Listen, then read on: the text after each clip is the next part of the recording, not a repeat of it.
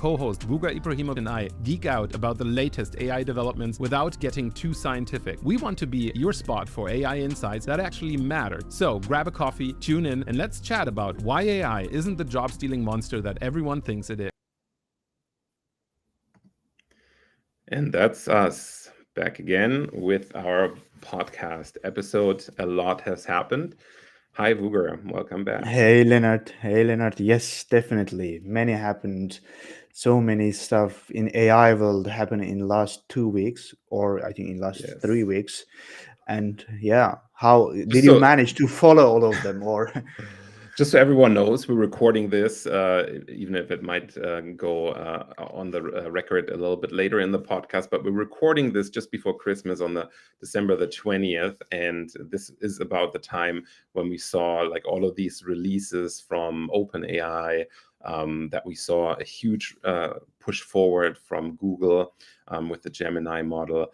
And we're just seeing a lot of nice improvements being done, specifically with video. We've seen OpenAI's new video tool as well, and so yeah, it's been a wild week. We've definitely tried out a lot of it and kind of seen, what can we do with that. But there's also still, specifically when it comes to video, I think we're still seeing some awkwardness when we're building that. But I think for us, the interesting thing really was Google's Gemini update, adding deep research into it. So I think that really was an impressive move forward there. What do you think about this Google Gemini deep research bit that they released? I think it's 1.5 Pro with deep research, and I can also share that for people that are interested while you say something about yeah, it. that was among all these, that was the only one thing I attracted my attention more than others. Like basically it's what you can do with it. You can ask a question, but this time this Gemini functions in a different way. It first of all, it creates a kind of small plan based on your question, and then if you approve this plan, like by clicking on the approving button there, and then it goes deep. It goes deep to search almost all relevant website on the web, and to grab the relevant information. Actually it takes some time. You see that it takes some couple of minutes. Sometimes if the question is so deep, and it can take up to, you see. So as you can see here on screen, it gives you the plan based on your Yeah. question, and then you approve it. But you can You also can edit it, right? edit. Like You can, that's the yes, thing. exactly. You can Wow. edit the plan, and then you can say yes, do this research for me, and it goes and searches multiple websites, sometimes even up to 100 websites, which would take a couple of hours if you would do that by own. And it analyzes the information from all these websites, and then it writes kind of a small report or kind of small text for you. Actually it's not small. It's about, sometimes for me it was 7 pages or 8 pages. You see here it goes. It's a listed, the Yeah, website it's you just see all the here. sources. So Yeah. it would take definitely more time if you do that by your own. It's kind of, you have a very small research assistant, and you have a Yeah. question, and you ask your research assistant to do this web search for you, and to write Yeah. a small kind of report for you. And this report, it also cites all resources on the correct places. And you can also open this as a Google Docs, in the Google Docs, and Mhm. basically you can also save it as a Word document or any other processor document with whatever you use. So Yeah. I think it's really crazy. And I already know that some tools, some dedicated tools for academic research, planning to use the API of the Gemini, and basically imagine on like on SciSpace or on Sourcely. So uh, Mhm. they are based on the academic papers. And if you ask a question, imagine that Sourcely or SciSpace or Consensus or any other tool does the same thing, but with only academic papers, without without referring to the generic websites. That's I would say that would be fantastic. So Yeah. all these developments look like why we are will we be able to do research anymore? Will that be necessary? If what we can do in couple of hours, this tool can do in couple of minutes. Yeah. So I think, yeah, it's quite a lot that it does for you that's going on there. So the question that I really have is, how does it evaluate the quality of the sources, right? Like it is of course really good at doing web-based research, and it goes really deep in that web-based research bit, but evaluating whether or not we can trust some of those sources and how we can go deeper with some of those peer-reviewed articles, I think that's really where we do have to rely still on the human in the loop kind of situation, where we kind of have to find a lot of that. Now we're going back and we're finding this again. So here we go with the full article that it has just created for us, and I think it actually, you can say open in Google Docs or something like that. I saw, I think it right should be here in on the the top upper, right, yeah, yeah. in the top and right, yes. and so you can pretty much get started with your article right away. It has the sources Like referenced there. citations, reference, yeah. Yeah, it's really quite impressive. Now, of course, keep in mind, in this case, I asked it to double check its sources and really only focus on the peer-reviewed papers, and it seems like it has actually done that. Although yeah, so this is just giving you APA and MLA, so you can see the limitations of it, right? Like it's not as deep as an actual academic would go, but I think, like undergrad level first essay kind of situation, that is Yeah, definitely what we can expect here. So um dangerous, yeah, I think in terms of going through that first stage of learning what it actually means to do the research by hand, and now having a tool available that, sure, I get, that makes this much easier for us. But on the other hand, the tricky bit here is also, with the availability of that, will we see people struggling more to go into grad school? Because if they have not been exposed to do even a simple um, grad style search of a research question, and they can shortcut a lot of that stuff with the AI tools, so how does where would we end up in the situation when we actually want to build a research paper, when we actually want to train them in grad school and we want to go a level deeper? I think then, it starts being tricky. I definitely think there are some issues that can happen there. So exactly. yeah, I love it that it's so easy to do that stuff, and like with the other announcement with the Flash model and like having faster response and all that, I think that's good.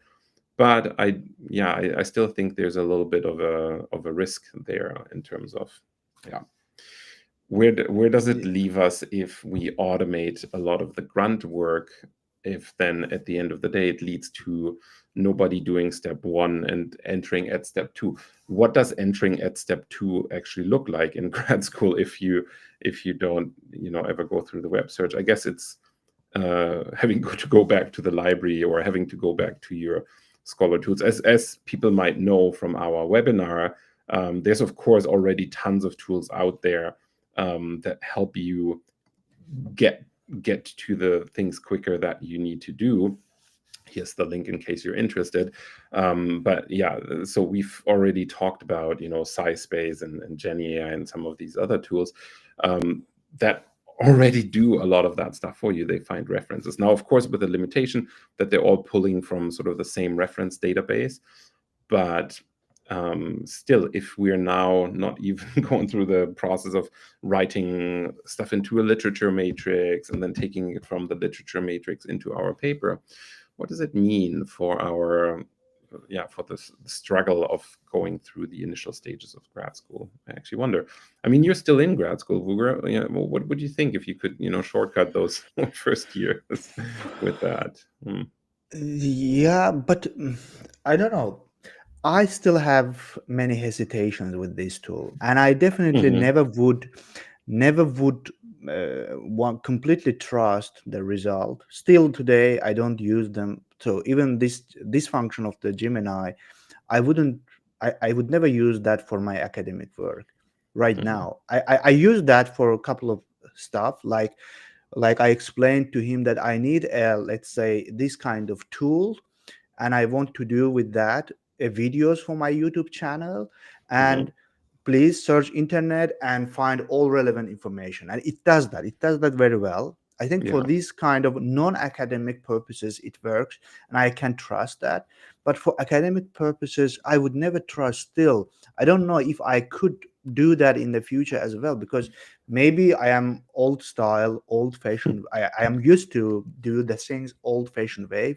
So without reading the whole paper, I would never be happy that if I missed some part of it. So as you said, that's a very fair Mhm. point, that we don't know how they analyze and decide this part is important for my request. So request Mhm. that Gemini get from us, Yeah. and I don't know that how, because I I as you know, I used ChatGPT for that, Claude AI for that.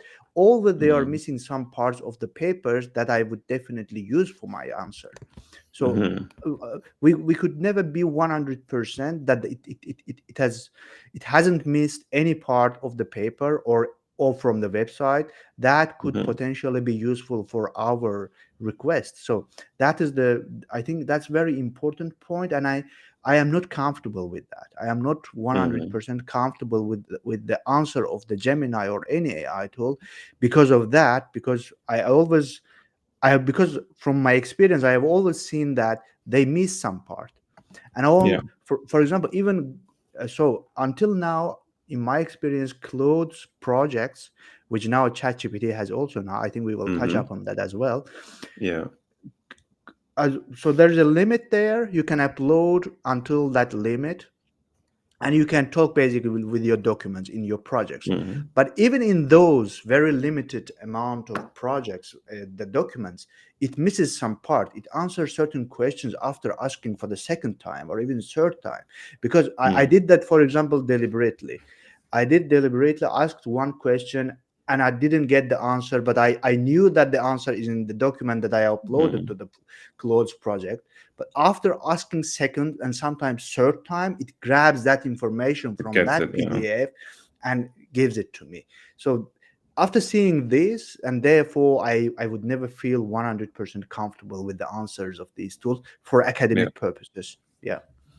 I think that's actually nice where you can see some, like I had a post last week about PaperPal's chat with PDF feature. And as you know, Yeah. So it, Genie AI has the same thing. They have a chat with PDF as well. So I think some of these academic tools definitely give you, like they know that problem. They know you want to actually chat with a PDF and you want to ask some in-depth questions. You want to be able to summarize some of the things. And so they get pretty good at unearthing that information. I think with the intent behind Claude projects or OpenAI projects or ChatGPT projects, whatever we want to call them, is different. They want to give you a,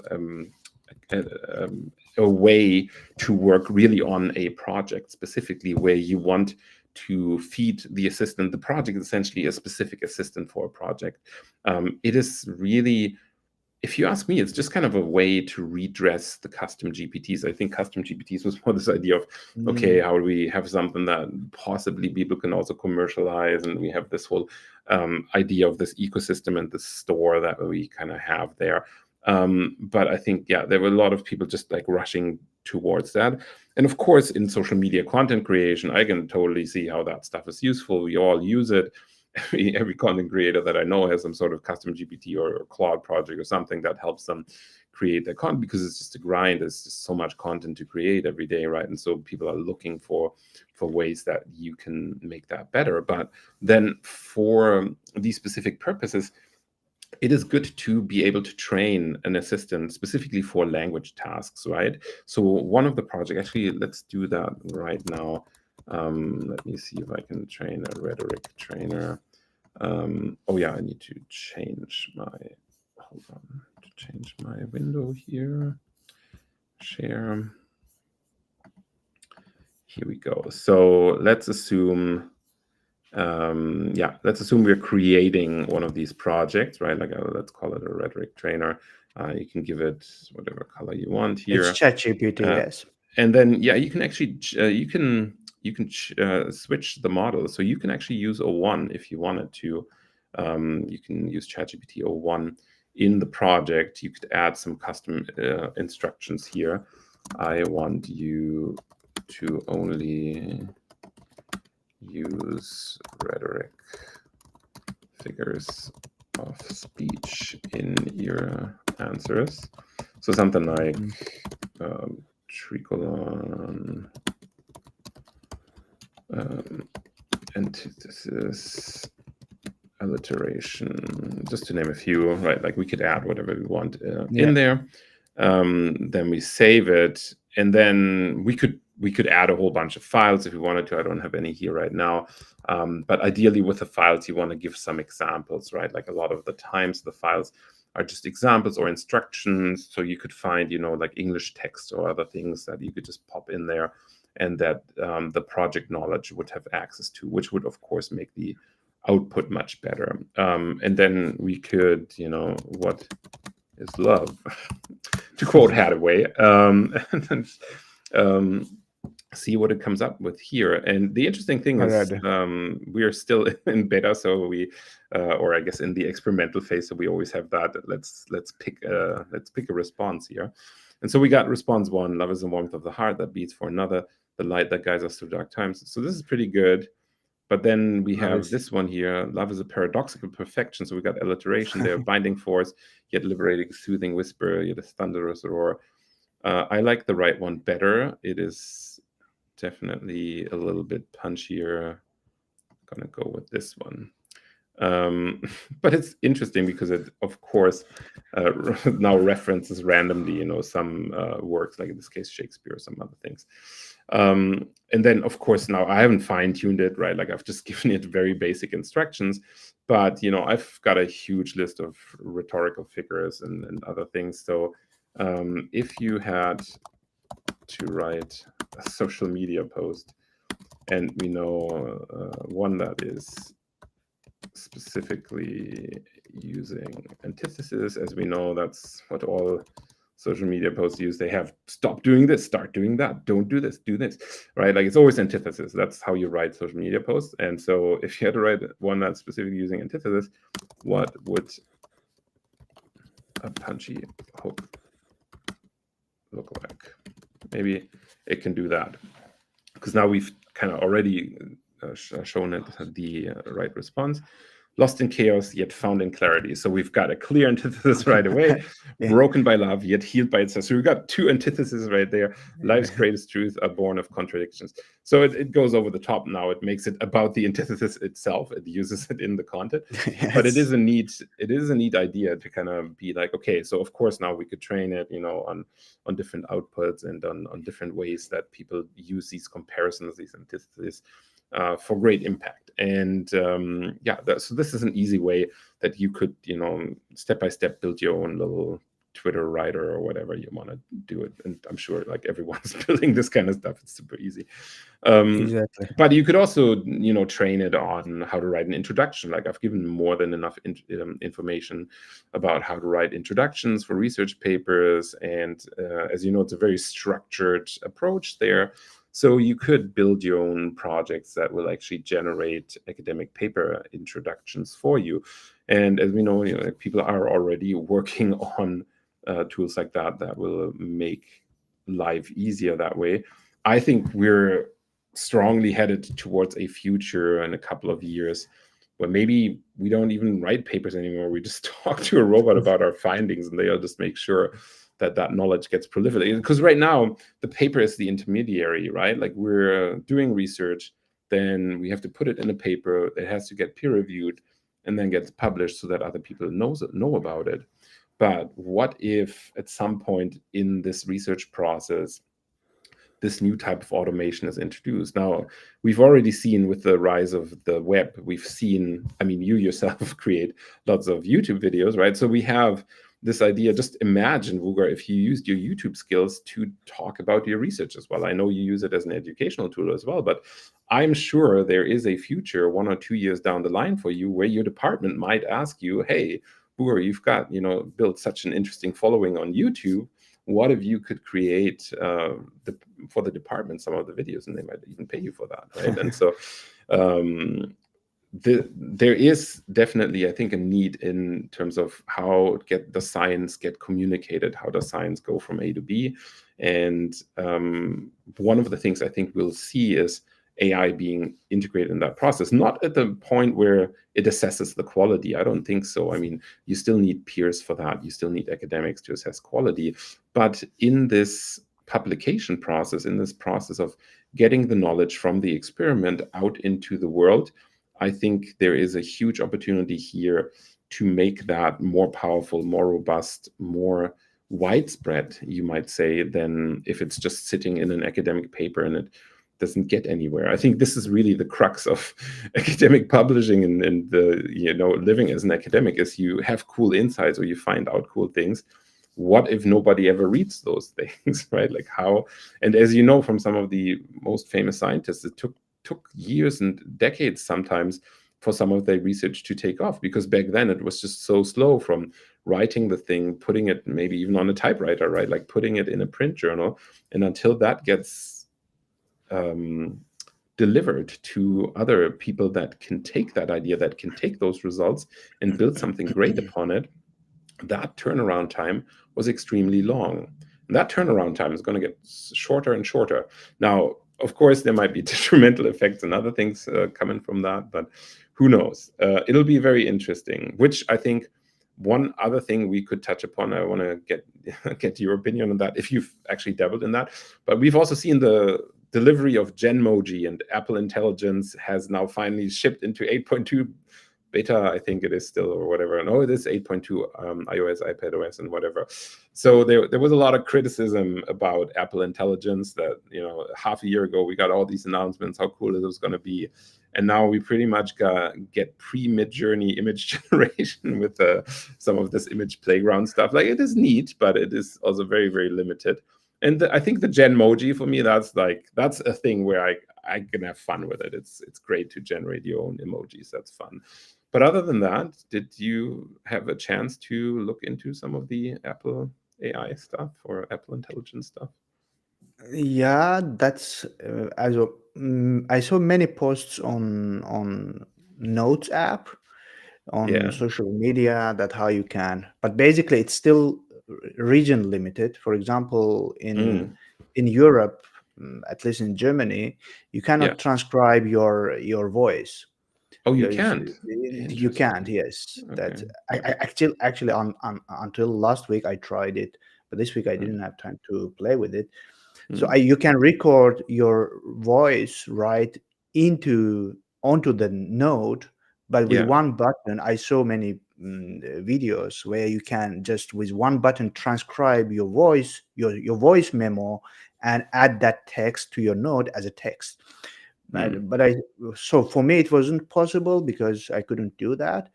And the other stuff I saw recently, one application just appeared on my laptop. That's Image Playground, Yeah, which is, that's the yeah, pre-mid journey, mid journey yes, kind of thing. Yeah. Mhm. that you can basically create some funny stuff there. I tried, Yeah. and you can mix your own photo with predefined options there, and you can create Costumes and yes, with backgrounds and stuff like funny that. Yeah. costumes for festive eves, or I don't know, for many stuff. But yeah, Mhm. that's funny, but I don't see any value in it, to be honest. Maybe for, at least not for me, but it's definitely, I used, I tested it for just fun.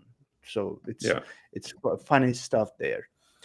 Yeah. But in, because but with Apple, I am, to be honest, I am a bit disappointed with Apple's this AI rollout, because I was definitely expecting something big. Yeah, this is This is me in Image Playground. It's like, what is happening?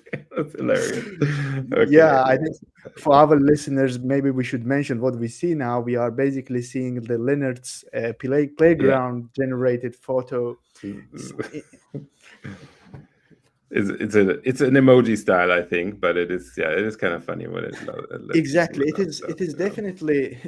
Yeah, it's. I created basically same image of myself for, but yeah, for fun, for what I Yeah. can use this photo. It is maybe, yeah, but I would definitely expect the better, AI announcement, at least AI applications in Apple devices. So basically, there is no Well, Apple Intelligence. It's using the have you ChatGPT. yeah, I was going to say, have you done that integration Siri ChatGPT? I think that is actually nice that I can ask Siri real questions and it just forwards it to ChatGPT. But I'm also like, I've had this functionality with the ChatGPT app for like half a year already. So now, sure, the integration is smoother. I get that, and that's nice. But really, it's not groundbreaking. I think, yeah, we're still waiting on a lot of stuff, like a smarter, internally smarter Siri. And I think obviously people got excited that finally actually Apple delivered on some of the stuff that they've promised in terms of Apple Intelligence. But I think it's going to take probably a year until any of this is actually super useful. Even the writing tools in Apple Notes and wherever you can use them, I like them, but they're also not as powerful as the other stuff. Maybe it's us, like we're the problem because we're spoiled by using all of these other AI tools. Like maybe for a normal person, this is more than enough that Which is, has never yes, been maybe. exposed to AI and that just is like, oh yeah, this is cool. Now I have it all available. I guess I gotta say one thing, which I guess in ChatGPT's case that's not the case, but all of the other stuff runs offline, and that is cool that it runs on your device without having to talk to a server and having to send your data back and forth. So that is impressive. But that's a technological achievement that's hard to quantify, I guess, for people that aren't techies that are just like, okay, well, I get this other result super fast from the internet because I have a good internet connection. Mhm. So what's the benefit of having it run on my mobile phone? Well, of course, there's lots of benefits, privacy and other benefits related to that, but that's not really advertising marketing material, I guess. So maybe it Exactly. doesn't work as well. No. Okay. Anyways, Yeah, that's the wrap. I think there's lots of other stuff we could talk about, Sona and some of the maybe. image generation stuff, but really I haven't played too much with it. The stuff that I played with it took forever to generate the videos, and the videos are still super awkward. So it still needs a little bit of work, I think. Also, did Yeah. you have chance to test the Google VO2? That is, which No, I think ISO. I'm still on the wait list for that. And it's Yes. also because I'm currently traveling in Germany, it tells me because of my IP, Yes. I can't access it. I have to wait until And or do a VPN, I guess, until I go back to Canada. yeah, because I saw many comparison videos where people created videos with Google VO2 and also with Sora, and the comparison. Yeah. So it's basically killing Sora, I would say. Oh, If yeah. these videos are correct ones in terms of, so this awkwardness is definitely less in Google VO2. So, Yeah. and so this development. So I don't understand why they even announced Sora. There are already better tools in the market, like Yeah. Runway, like Kling AI. So they were there before even Sora. So why? Yeah. So actually, everyone was saying that I follow on X. They were saying that. So is it even relevant anymore at all? Is it even And relevant? Yeah. Yeah. and so that I was th- I think it is if you get lucky. Like I think you can roll, so it's like this randomness. You can roll a pretty good video sometimes. Like the curated ones that they have, some of them are really, really good. But the chance to get that and the high specificity of the prompt and the matching that you have to do to get to that is just like the work is not worth the effort. It's still easier to just get B-roll from an online source somewhere.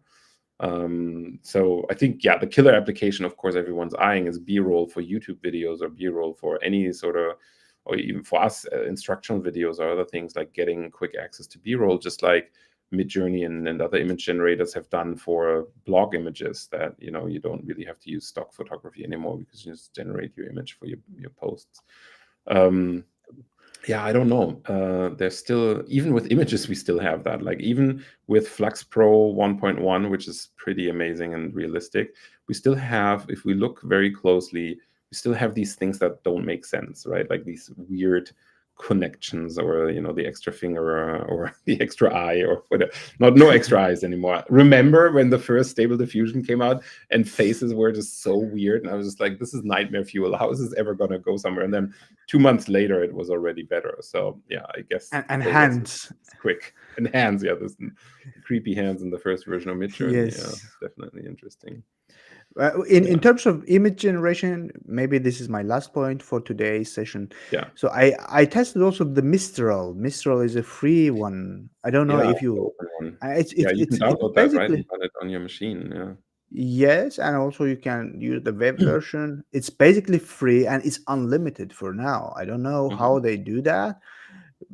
I tested it and it definitely generates nice photos. Sometimes it hallucinates. It gives you irrelevant photos, irrespective of your request and your Yeah. prompting.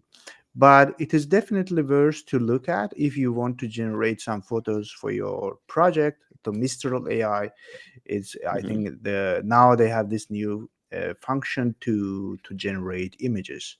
Which, because with ChatGPT it is limited, with DALI available freely, but I think you can only generate 3 images per day with the free version. Of course, unlimitedly with the pro version subscription. Yeah. Basically, it has now third tier, $200 per month tier. That's, I don't know if that affects the image generation or not. It's basically about the O2, the unlimited O2 use cases there. But so Mistral is something I think we could also look at if you want to generate images for your projects. But overall, so we Yeah. will always talk. Yeah, the yeah. We want to say a couple of words about our webinar. Yeah, I mean, we're wrapping up, but like, yeah, if you want to find out more about some of these AI tools, we have this wonderful webinar where we talk about AI research tools in particular. Um, it's about a 3-hour recording, lots of slides. We got a ChatGPT bonus video that's now a little bit old, so we got to update that, and we will actually be updating that next year. And Wuger's put together an AI mastery guide that you can also get as part of this webinar if you're interested in that. So this is definitely something that might be down your alley if you're interested in AI research, and we'd love for you to check it out. Yeah, So I think in that's the it end, for I think, today. yeah, I think this is also the last episode or last session of this year, and I wish True. you and all our listeners, all who watch to us, so all a nice transition to the new year and all the Yes. healthy and successful projects and in personal and professional life. So that's my kind of resolution for everybody. Yeah, happy holidays, everyone that is tuning into our channels and is listening to this stuff. We wish you a wonderful Christmas time. I hope you definitely get some time to spend away with your loved ones. Remember, work's not everything. And even though academia is just kind of eating up all areas of your life sometimes, definitely make sure that you find some time to rekindle and rest and relax, as I'm sure the both of us will do as well. Yeah. So thanks, everyone. Have a wonderful rest of your holiday season.